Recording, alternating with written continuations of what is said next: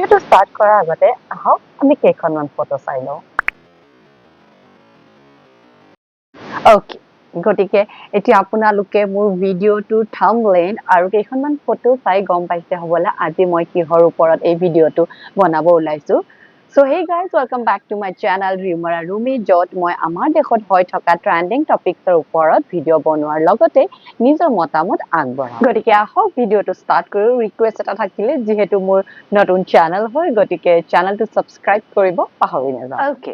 চ' থাম্বনেইলত বা অলপ আগতে যিমানবোৰ ফটো দেখুৱালো সেইবোৰত যি লিখা আছে সেইটো মই কোৱা নাই, আমাৰ দেশৰ মানুহ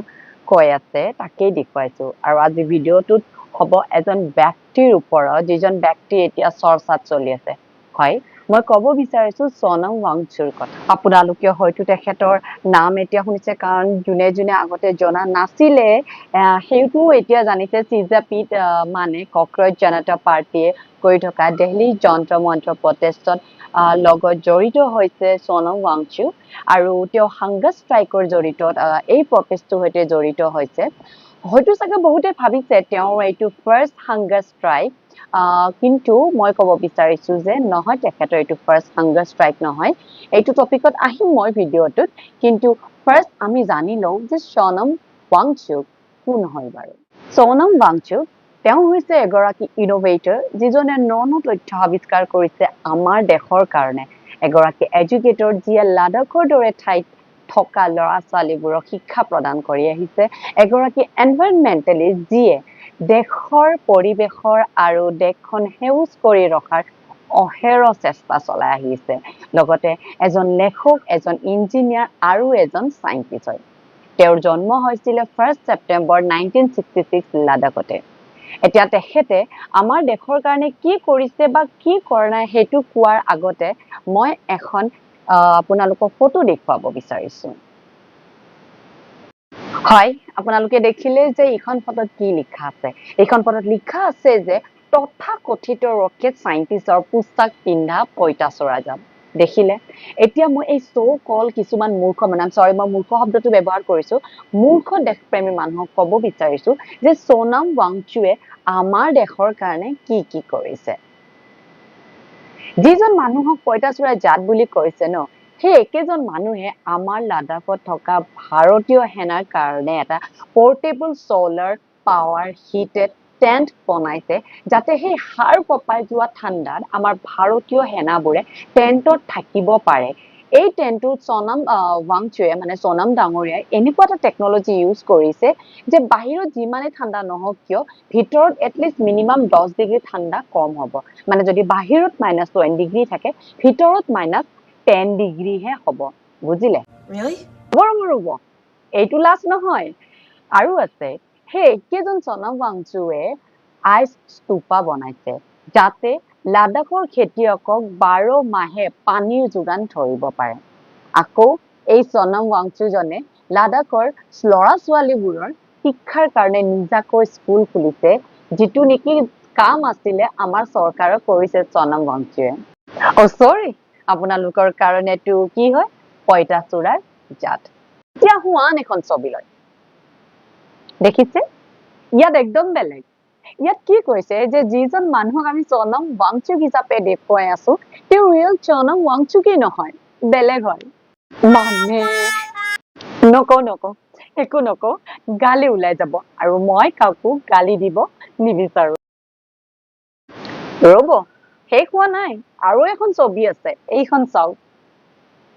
ইয়াত লিখা আছে যে হিন্দু বিৰোধী গেংটোৰ লক্ষ্য শিক্ষামন্ত্ৰীৰ পদত্যাগ কৰাই গণতন্ত্ৰৰ ব্যৰ্থতা প্ৰতিষ্ঠা কৰা। সেইজন মানুহক হিন্দু বিৰোধী কৈ আছে আমাৰ অসমৰ মানুহে বা দেশৰ কিছুমান মানুহে, যিজনে আমাৰ ষ্টুডেণ্টছবোৰৰ ফিউচাৰৰ কাৰণে সদায় মাত মাতি আহিছে। আমাৰ ভাৰতীয় সেনাৰ কাৰণে ইমানখিনি কৰি আছে। হেৰ' শিক্ষামন্ত্ৰীৰ কাৰণে 11টা নিট ষ্টুডেণ্টৰ মৃত্যু হৈছে, জাননে? ক'তনো জানিবি, তহঁতে নিটৰ চৰি মই তহঁতে বুলি কৈছো, তহঁতে নিটৰ মূল্য কি বুজি পাবি? তহঁতে টানি টুনি মেট্ৰিক পাছ কৰি বা গ্ৰেজুৱেশ্যন কৰিছ আৰু সেইটো নিজৰ ল'ৰা ছোৱালীকো সেই একেটাই প্ৰচেছত তহঁতি পঢ়াবি আৰু তহঁতে নিটৰ কথা কি জানিবি? যদি আমাৰ দেশৰ শিক্ষামন্ত্ৰী একো ভুল নাই তেন্তে এক্সাম পেপাৰ লিক কেনেকৈ হ'ল বাৰু লিক হোৱাৰ পিছত তেওঁ কিয় একো নকলে তেওঁ সেই 11টা ষ্টুডেণ্টছৰ যে মৃত্যু হ'ল কিয় একো নকলে কিবা আছে উত্তৰ আছে একো উত্তৰ নাই কেৱল ক'ব পাৰিবি যদি কোনোবাই কিবা এটা ভালৰ কাৰণে মাত মাতিছে তেওঁলোকে কি হয় এন্টি নেশ্যনেল বা দেশ বিৰোধী কাৰণ তহঁতৰ ল'ৰা ছোৱালীয়ে হয়তো তহঁতৰ দৰে গ্ৰেজুৱেশ্যন কৰি লয় এটা মিডিল ক্লাছ বা আমাৰ দৰে মিডিল ক্লাছ জীৱন কটাব বা আমিও কটাই আছো আৰু এই নেতা সকলৰ ল'ৰা ছোৱালীবোৰতো ক'ব নালাগে তেওঁলোকে বাহিৰত ভালকৈ পঢ়ি আছে আৰু বাহিৰতে সেটেল হৈ আছে কিন্তু আমাৰ দেশৰ ষ্টুডেণ্টছ আছে যোনে ভালকৈ পঢ়ি পিনে নিজৰ দেশৰ হকে কৰিব বিচাৰিছে ফিউচাৰত কিছুমান কাম কিন্তু নাই আমাৰ দেশৰ জাতিটোতো কেঁকুৰা জাতি যে গতিকে কি ক'ম আৰু গতিকে তেওঁলোকক এই নিটৰ এক্সাম কিয় আমাৰ কাৰণে প্ৰয়োজন বা নিটৰ যে পেপাৰ লিক হৈছে সেইটো যে আমি শুধৰাব লাগে আৰু কিয় শুধৰাব লাগে আমাৰ ষ্টুডেণ্টৰ ভৱিষ্যতৰ কাৰণে এই নিট বা JEE এক্সামৰ কাৰণে কিয় ইমান প্ৰয়োজন সেইবোৰ বুজাই পিনে নিজৰ কষ্ট কৰি লাভ নাই মই ভাবো বাৰু এতিয়া আহো আকৌ সোণম ৱাংচুলে সোণম ৱাংচু এইটো ফাৰ্ষ্ট হাংগাৰ ষ্ট্ৰাইক হয়নে নহয় নাই নহয় তেখেতৰ এইটো ফাৰ্ষ্ট হাংগাৰ ষ্ট্ৰাইক নহয় ইয়াৰ আগতে তেখেতে লাডাখত 21 দিনৰ কাৰণে হাংগাৰ ষ্ট্ৰাইক কৰিছিলে য'ত নেকি তেওঁ বিচাৰিলে 6 শিডিউল হোৱাটো বা লোকসভা আসনত লে লাডাখৰ কাৰণে বেলেগকৈ আসন ৰখাটো আৰু হিমালয়ত গছ গছনি কটা বন্ধ কৰাটো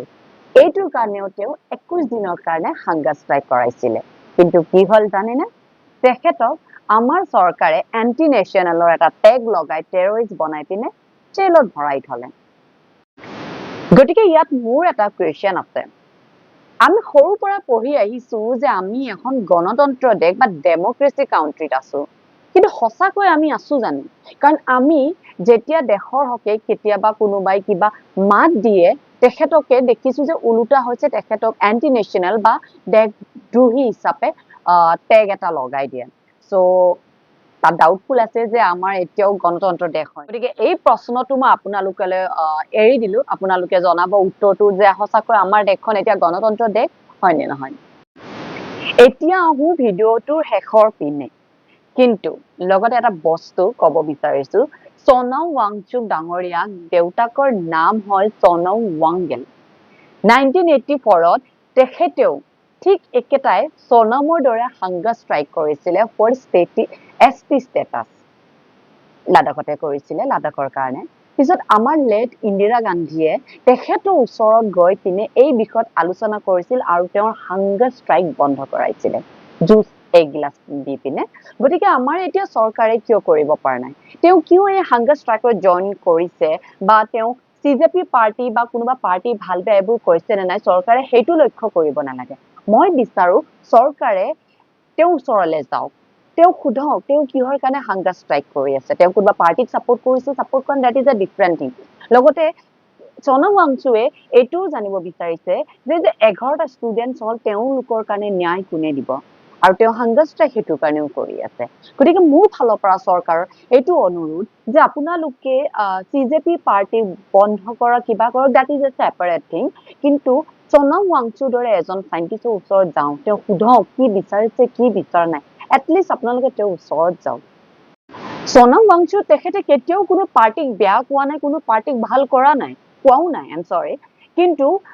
তেখেতে এতিয়াও সেইটো কাৰণে গৈছে যে এই যে আমাৰ এডুকেশ্যন চিষ্টেমটো যেটো ফুফুলা হৈ পৰিছে সেইটো যাতে বৰ্তমান ঠিক হওক যাতে আমাৰ ফিউচাৰ আপকামিং ষ্টুডেণ্টছৰ কাৰণে এটা ভাল শিক্ষা এটা তেওঁলোকে পায় আৰু সোণম ৱাংচুৱে সেইকাৰণে হাংগাৰ ষ্ট্ৰাইক কৰি আছে বাইদেৱে যদি কোনোবাই নাজানে মই সেইটো আপোনালোকক কৈ দিছো গতিকে তাত তেখেতক দেশ বিৰোধী কোৱাটো উচিত বুলি মই নাভাবো কাৰণ তেওঁ এগৰাকী বিৰাট ডাঙৰ এগৰাকী সাইন্টিষ্ট আৰু মই নিজে নাজানো তেওঁ ইমান ডাঙৰ সাইন্টিষ্ট এটা হয় তেওঁ ভাৰতৰ কাৰণে কিয় আছে কাৰণ আপোনালোকে গমে পাইছে দেশৰ কাৰণে কিবা কৰিলে আমাৰ দেশত দেশদ্ৰোহী জাহালিতে আপোনালোকে নিউজত আপোনালোকে দেখিছে যে একেলগে 100টা সাইন্টিষ্ট আমাৰ ইছৰোৰ 100টা সাইন্টিষ্ট কি হৈ গ'ল ৰেজিগনেশ্যন মাৰিলে তাৰ কাৰণ এতিয়ালৈকে আমি ক'ব পৰা নাই বা আমি কোনো গম নাপাওঁ এইটো খবৰ পোৱা নাই